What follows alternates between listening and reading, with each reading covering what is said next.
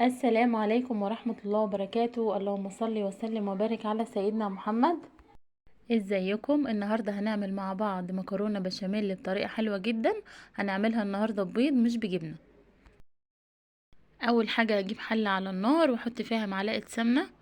بعد كده هنزل باللحمة المفرومة، هحط عليها ملح وفلفل وكزبرة وقطعة قرفة وحبهان. انت حابة تحط اي بهارات عندك انت تحبيها حطيها. بعد كده هنزل عليها ببصلتين متقطعين،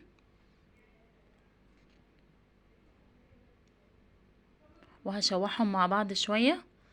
بعد كده هنزل بحبتين من الطماطم وحبتين من الفلفل وهقلبهم مع بعض كويس وهسيبهم يستووا. في حلة تانية على النار هكون سايبة مية بتغلي للمكرونة عشان اسلقها، هحط فيها ملح وزيت واسيبهم يتسلقوا كويس.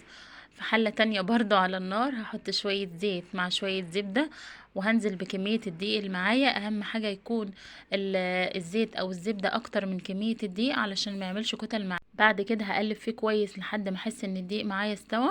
هنزل على طول باللبن وافضل مستمرة في التقليب. لبن يكون ساقع مش سخن، ساقع مش سخن.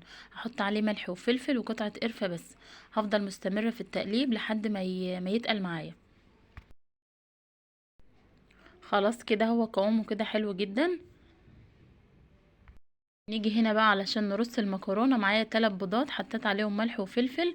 هشيل من البشاميل شوية عليهم واقلبهم كويس مع بعض واسيبهم على جنب.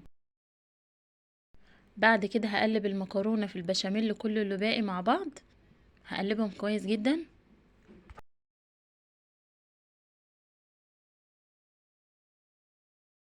هجيب صينية ادهنها كويس بالسمنة او زبدة ايا كان.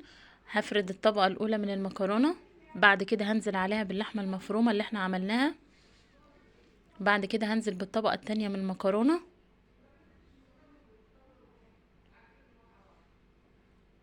واخر حاجة البيض والبشاميل اللي احنا قلبناه مع بعض مع الملح والفلفل ونحطه على الوش، وبعد كده ندخلها الفرن.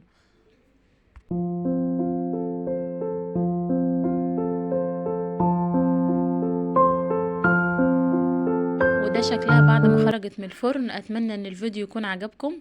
بألف هنا لكل اللي يجربها، والسلام عليكم ورحمة الله وبركاته.